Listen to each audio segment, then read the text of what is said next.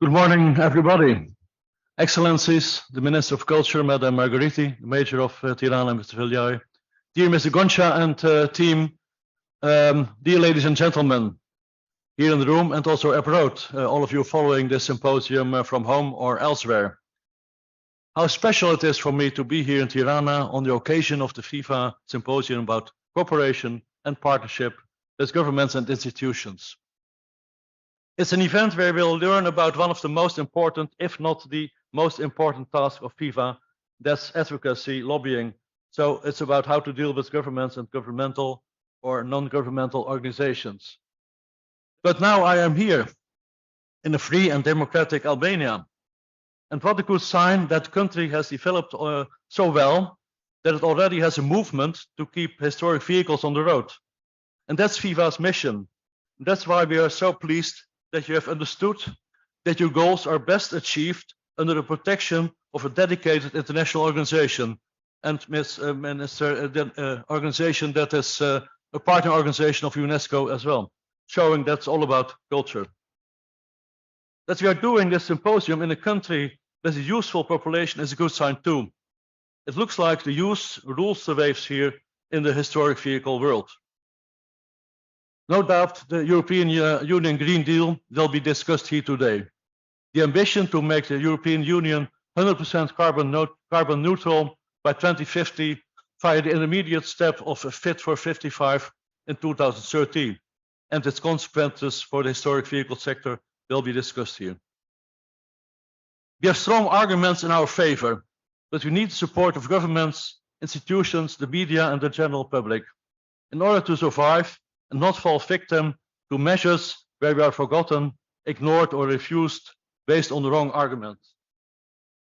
The wrong arguments, the strong arguments, that's what this day will help us identify, to share the strong arguments with our members for the benefit of the millions of enthusiasts who do understand that the preservation of a historic vehicle is a showpiece of sustainability and that its selective, sporadic use does not harm the planet at all, but brings much added value to society which easily overweighs the negligible negative impacts. I would like to conclude with thanking and praising Retro Albania, Mr. Goncha and his marvelous team for initiating and organizing this very important symposium. And of course, I also thank you for all the friendship, trust and hospitality you offered already and will offer these days. But also my thanks go to the city of Tirana, because you facilitate what we also want to present, that is this aspect of a driving museum, and I'm happy that indeed on the big Skanderbeg Square here there is this presentation of our driving. Well, hello everyone. My name is Sokol Duma. I'm an advisor at the director for the Director General. I'm also a member of the Retro Evaluation Commission. Hello everyone, I'm Sibora Jamali and I'm head of Retro Sector at the General Directorate of Road Transport Services. We are also a part of the team that puts together every retro event and also made this symposium possible. Concerning regulations, initially there were very few restrictions on the type of cars that could be imported in Albania. However, as the time went by, the government imposed more severe regulations on the type of cars that could be imported. This much needed decision for environmental and road safety reasons, of course, had its toll on the import of historical vehicles. Also, regarding taxes, used vehicles had increasingly higher taxes the older a vehicle was. This pretty much made very unattractive owning a historical vehicle in Albania. So it was therefore obvious the need for appropriate regulations. This is how we got to the Retro Public, the first ever public hearing to propose updates on historic vehicles legislations held in April 2019. So Retro Public was the Retro Albania first milestone. During the hearings highlighted several problems such as lack of institutional organization, which meaning a centralized body for registering, documenting, and recognizing historically relevant vehicles in a national register of historic vehicles. Also, lack of an organized community, which meant lack of historic vehicle clubs, associations, or federation, which could potentially promote the movement through events. Low restriction on historic vehicle import, registration and circulation taxes. Also lower recognition for those contributing to the conservation of historical vehicles. Lack of documentation for vehicles imported prior to 1991. Most of the vehicles in use during the communist regime were salvaged from scrap and lacked proper documentation. And also, last but not least, uncertain future for historic vehicles due to environmental regulations. So it was exactly these topics that Sibora mentioned that sparked the establishment of Retro Albania, along with the National Register of Historical Vehicles. The new legal status granted to retro vehicles included exemptions from taxes, import bans, periodical technical check, as well as a expedited registration process, especially for cars being used before 1991. Another product which we are much proud of is the Retro Catalog. Written both in Albanian and in English, this catalog is actually a mosaic of Albanian motoring through the years. With the Retro project, we actually aim to create a testimony of the unique history of Albanian motoring, in an effort to represent what it actually really means to own a car for us as Albanians. And today they are perceived as a major contribution, not only in local economies, but also in central economies. So in less than 4 years, we actually had 18 events in 10 different cities, with 1,000+ participating vehicles and more than 150,000 visitors. I'll be the first one to speak, and Gabriel from EPA, which actually worked on our behalf in Brussels, will take the second part, which will actually be how it works in Europe or in EU. Indeed. We have learned one thing: united effort is the way forward. The more we are together, the more we speak as one with one voice, the better it is. We have learned as well that the historic vehicle enthusiasts in many ways are some simple as voters as well, which is very important, especially when we go a lot of people together. It's important. So speaking to the right people at the right time is actually essential. Ensuring our position is trustworthy, compelling, is very important. There's a lot of trust in lobbying. Those people, the decision makers, should feel really sure that what you've said is actually the truth.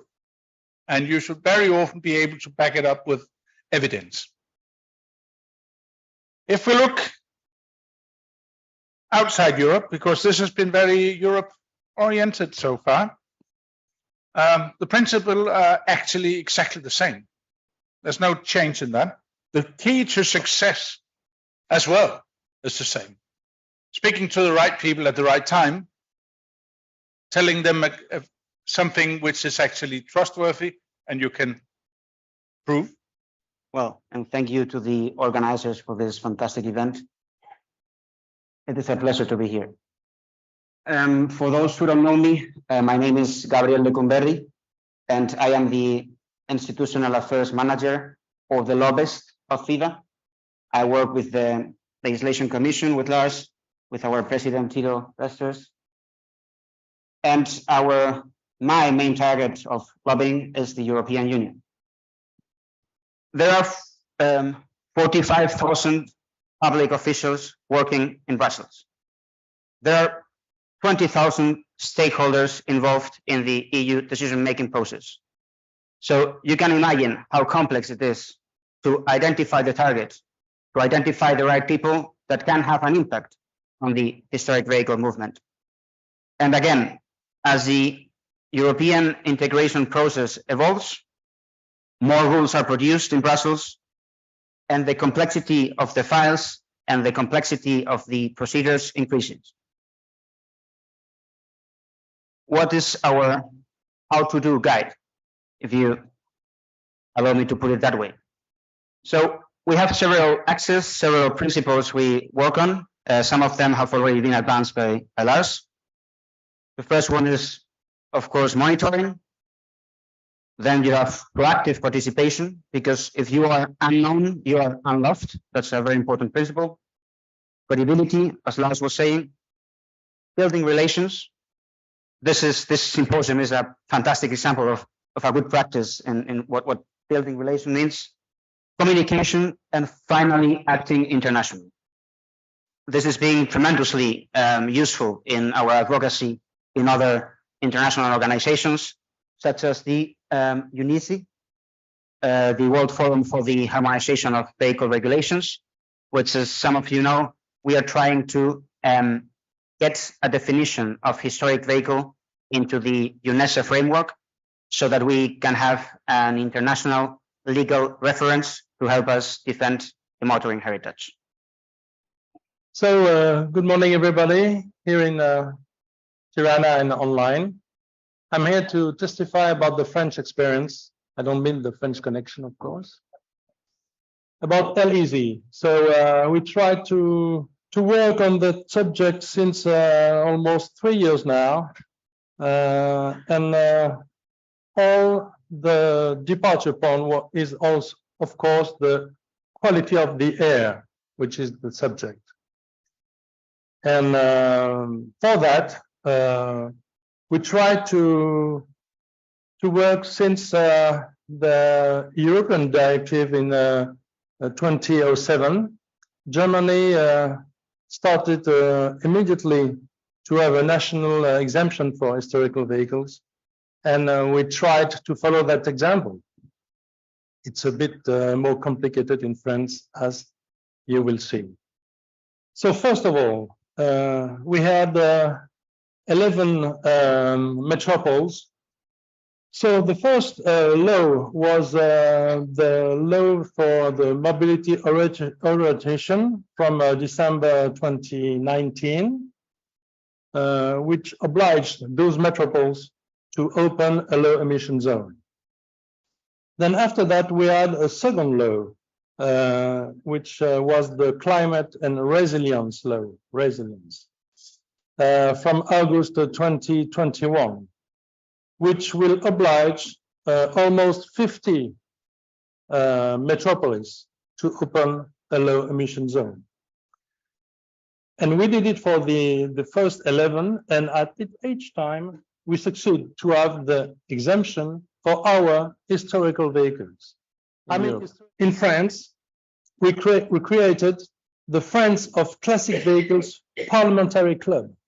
Believe me, it's a very good tool.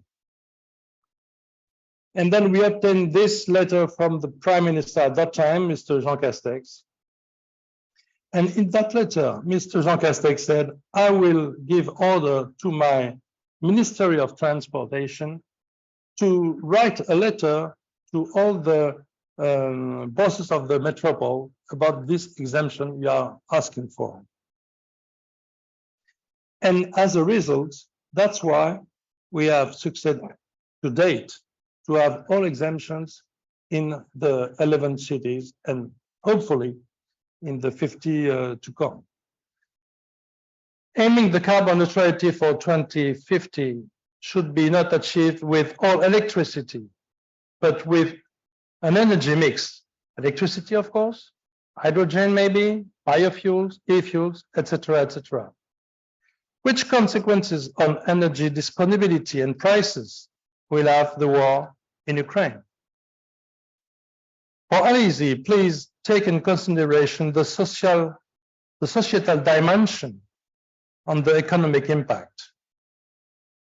Accompanying the acceptability of LEZ, do not forget harmonization as another acceptability factor.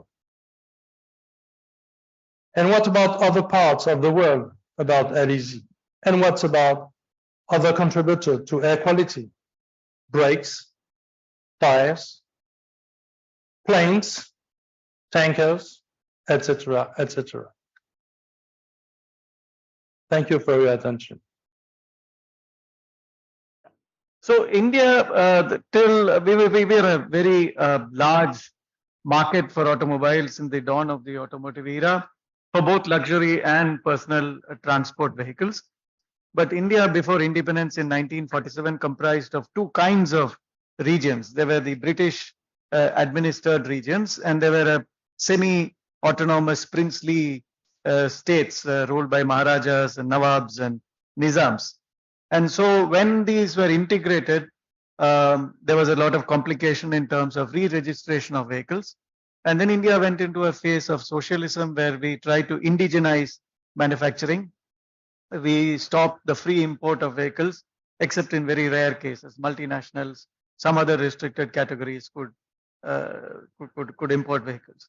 And then we had a system of the Maharajas getting certain privileges. And so they were pretty rich. They were getting a purse in return for acceding their country to the new Republic of India. But these were removed in 1969. And so many of them suddenly went into poverty. They began selling off their cars. A large number of very rare, expensive, and exclusive cars were being exported. Then in 1972, a ban was imposed on the export of cars. So the historical vehicle preservation is a productive economic activity. There are large numbers of jobs and businesses.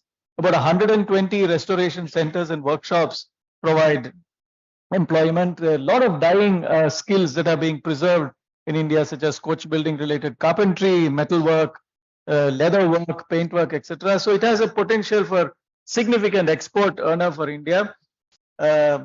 Now, what happened with the government policy is that historic vehicles were declared as objects of antiquity under the Antiquities and Art Treasures Act 1972. That was when the export ban was introduced. Then we reintroduced import of historic vehicles. That was permitted in 2013, but there was a catch here. They said you can import a vehicle, but you cannot use it on the road. These vehicles have to be preserved as works of art. In 2021, we've come out with a vintage car protection policy. It's a national policy. But in 2021, there was a lot of cooperative action by enthusiasts. Actually, the government in India, once it produces a law, it puts it out on the internet and waits for sufficient time to ask for responses. So what we did was a collective of 45 clubs and museums across the country organized a representation, lobbying for changes in the draft rules. 15,000 signatures were collected in online campaigns, and the new rules have been therefore enacted. Now, what the new rules say is that a vintage vehicle is defined as that more than 50 years old from the date of first registration. But it also says that the vehicle should not have undergone any substantial overhaul, including modification of chassis, body shell, etc., and it must be maintained in its original form. That's creating a problem for us. Imported vehicles which are permitted to be registered. Earlier, as I said, an imported vehicle could come in, but it could not be registered as a road vehicle. Now it can be registered as a road vehicle. You have to pay a 250% duty. Now, the other thing that the government has done is it's created a stupendous national database for 330 million vehicles. It's a computerized national database. So for the vintage cars to be accommodated in that, all vintage cars have to be re-registered and to be entered into the computerized national register.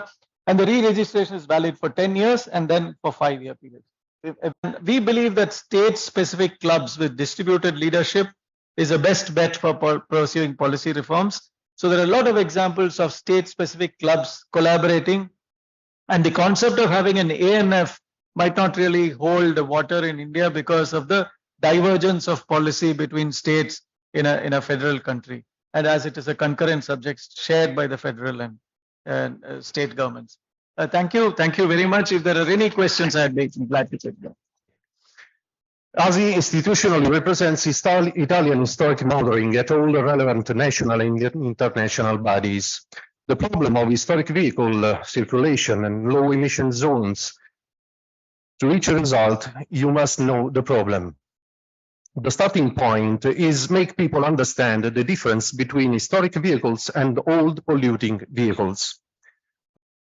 When the statistical study on the induced activity generated by the historic vehicle sector was presented in the Senate in the presence of the President of the Senate, who is in Italian, the second highest government member. The vehicle management sector alone generates around 650 million euro annually, with ordinary maintenance, extraordinary maintenance, garaging, and fuel consumption. This is a significant turnover involving mechanics, body repairers, repair body shops in general, spare part dealers, and distributors of oil products. Adding together the acquisition component and the vehicle management components, the direct tourist cultural consumption generated and the indirect consumption, we obtain, as mentioned above, 2.2 billion euro in value. The study of the Istituto Superiore di Sanità, it is the highest institute of health in Italy. ASI commissioned to the Istituto Superiore di Sanità to conduct a study to assess the impact of historic vehicles on pollution. Road transport emits a total of 11% of PM10 and 39% of the NOx in the air. On the basis of the information obtained from the ASI vehicle sample, we obtain that to equal the emission estimated in one day in Turin, and due to the average circulation of about 200,000 vehicles, the following will have to circulate more than 2 times the double of the circulating fleets. The Piedmont region issued a law to protect historical vehicles. And so from the problem, we got a legislative solution. By this law, all the historical vehicles with an age of over 40 years ago, they are free to move every day of the week. Vehicles between 20 and 40 years old can move on the street only during the weekend and public holidays. And this is the point that we are aiming to reach for a national law.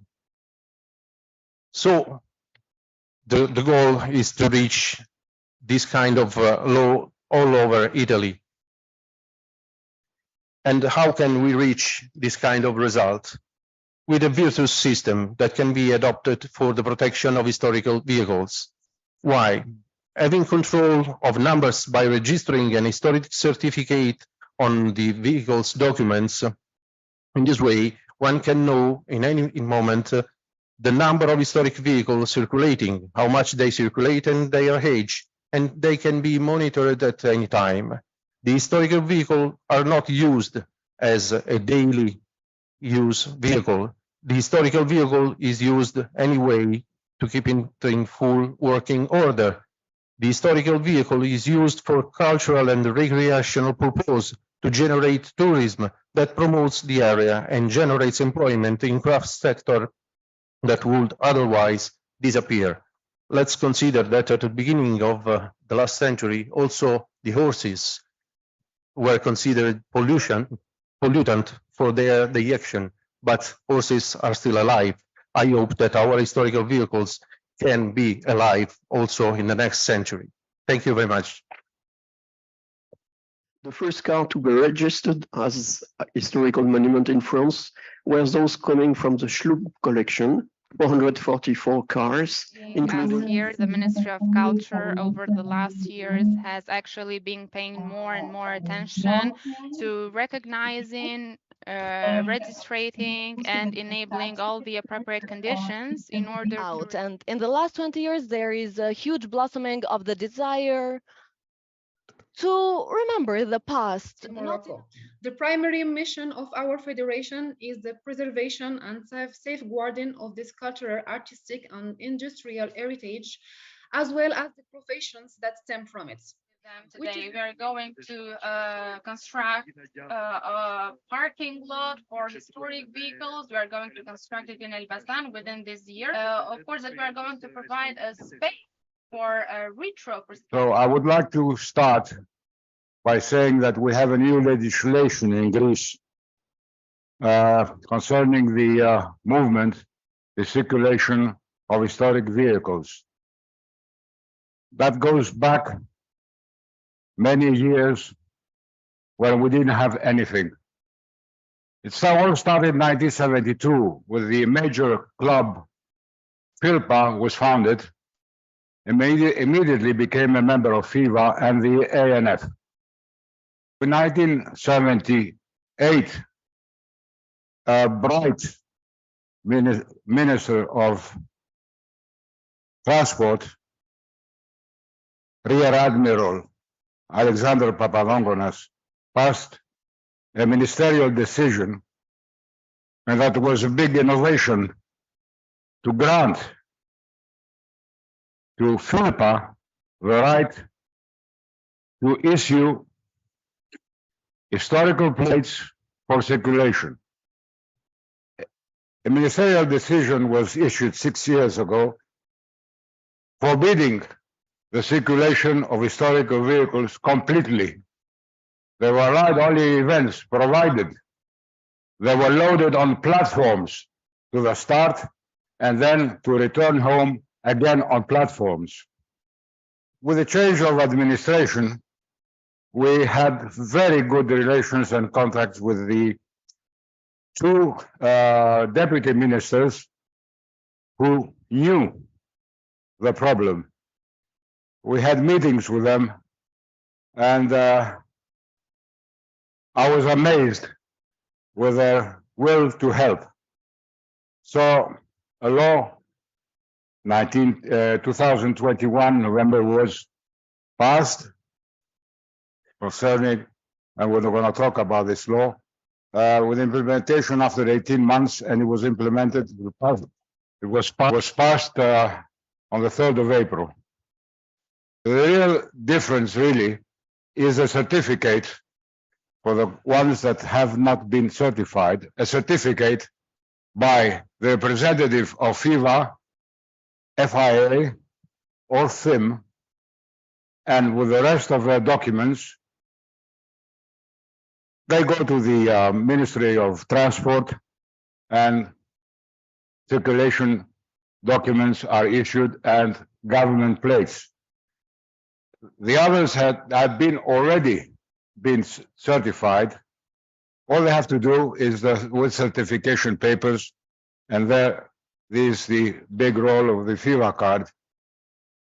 Our authorities recognize it, so we don't have to worry about these things. The only thing that is compulsory is a proof of ownership. Bear in mind, we live across your border. We're there to assist you in any way we can. You don't have to ask. Let's have a meeting together somewhere in the northern part of Greece and discuss the possibility of cooperation. We need it, you need it, and we'll do it. Thank you all.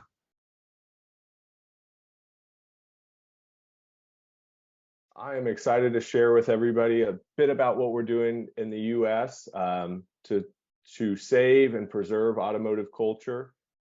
You know, the automobile in the US, it's kind of taken over in 1908, 1909, when the Model T rolled out and became a center part of our culture. And in about the 1930s, the collector car world really began to explode, and organizations started to pop up that really celebrated collecting old cars. And since then, we have best estimates about 45 million collector vehicles in the US. I mean, I'm not kidding when I say it's a multi-billion-dollar hobby and industry. We live in a pretty open environment where we're able to enjoy historic vehicles without many restrictions. And our organization, so I'm with the Haggerty Drivers Foundation. We were founded in 2009 by Haggerty, which is an insurance company and a automotive lifestyle company that focuses on classic cars. They founded originally the Historic Vehicle Association in 2009 to really look to preserve automotive history. And in about 2012, 2013, working with Mark Gessler, we looked at how could we save automotive history and what other institutions have grappled with this in the US. And we looked at the world of architecture, and they formed organizations and partnered with the federal government at that time to put in place programs to document and save the nation's heritage. And what happened next is in 1966, the National Historic Preservation Act was passed, which really has gone to great lengths to change how the federal government looked at historic preservation and preserving cultural heritage in the US. And what it's done is created this public opinion that leans towards why it's so significant and important to save that history. And like I said, in about 2012, 2013, we started looking at how we could take what we've learned from the built world and the success that they've had for historic structures and shaping public opinion, as well as preserving those artifacts along the years, and use that for the automobile. And so in 2014, we launched the National Historic Vehicle Register. This is a program that the Haggerty Drivers Foundation owns and administers to do the same thing that has been done for buildings since 1933. And we've partnered with the Department of Interior, which runs those other alphabet programs that I mentioned. And the documentation from the National Historic Vehicle Register is actually preserved at the Library of Congress through the Historic American Engineering Record.